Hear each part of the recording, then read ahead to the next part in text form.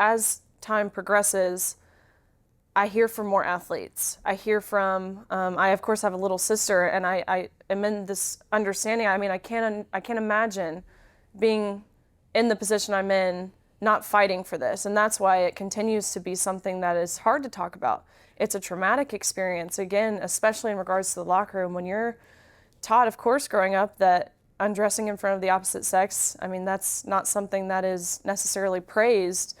And so being in a position where it was praised, it was encouraged, it was celebrated almost, feels like betrayal. It feels like the people who are supposed to be protecting us, whether that be our coaches or our parents or people within the NCAA, people with political power, the people, again, who are supposed to be protecting us weren't protecting us. And so I think as that emotion sets more in, and again, I hear from the growing number of female athletes who alert me that my story is not unique, it does become more emotional. This takes us back 50 years in time, because of course Title IX was enacted 51 years ago. This is reversing everything that these women once fought for. And they do it under the guise of being progressive. You know, this is progress, we're moving forward, but in reality, it's the exact opposite. This is regressive. We're going, again, back half a century. And I think it's so ironic that it's always women fighting against sex-based protections. I don't understand, even in the committee we witnessed today here in North Carolina, there were women who were advocating against this. We need strong female leaders, just like the sponsors and co-sponsors of this bill here, again, in North Carolina today.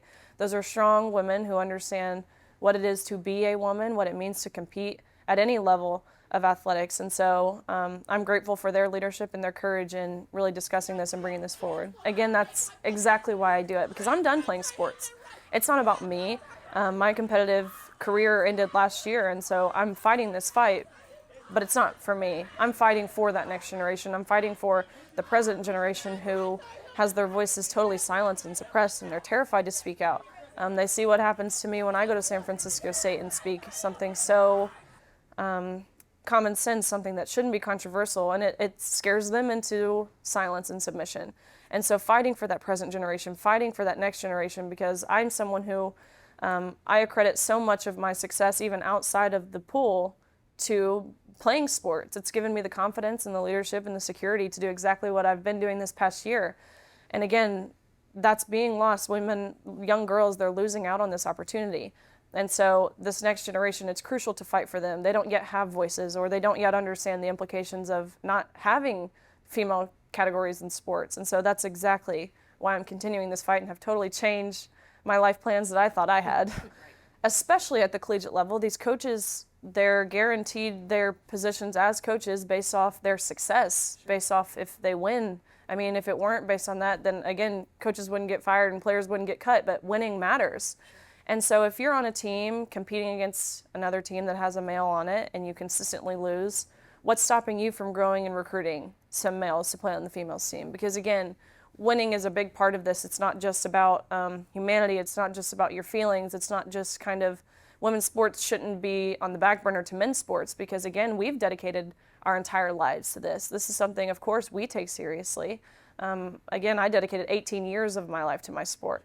And so it shouldn't be treated as something, oh, well, it doesn't matter. Because to me, to my teammates, to my parents, to everyone who supported me, my coaches, it does matter. And to neglect that is, again, it's misogyny at its best. This past year, really, I've dedicated myself to getting in front of legislatures, talking about this, sharing my experience, indicating why this is harmful specifically to women. Notice how even today in committee, we weren't addressing trans men or biological females competing against the men. We only address males competing against the females, which highlights how we're all understanding how the women's category is at jeopardy. So I'm going around state to state testifying. So far, 20 states have passed some sort of fairness in women's sports bill, 15 of which protecting the collegiate level. We have states like North Carolina on the way to do that, which is phenomenal. I'm doing a lot of work at the federal level in regards to Title IX. So I'll be traveling to DC tomorrow to do essentially the same thing. But again, in front of Congress, I'm really trying to engage this next generation, people my age, 22 and younger, college-age kids, to open their eyes, change their minds, have these discussions, because what I'm noticing is administrations and institutions and universities, they're shying away from having hard conversations. And again, it's hard for me to understand why this is controversial. But we need to talk about this. It's the only way we can really unite and move forward together.